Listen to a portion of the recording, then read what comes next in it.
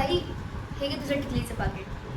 दीपू, घाई अशी का बघतीयस?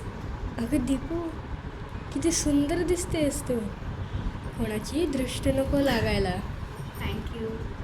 बरं दीपू, ताईचं आवरून झालं? अगं हो, दीदी ताईला मदतच करते. हो. आई, मला वाटतच नाही की ताईचं आज लग्न होणार आहे आणि ती तिच्या सासरी जाणार आहे. हे घर किती सुनं पडेल ना. मी ताईला खूप मिस करेन. उद्यापासून ताई आपल्या घरी नसेल. आपण सर्वजण किती मिस करू ताईला. हो दीपू.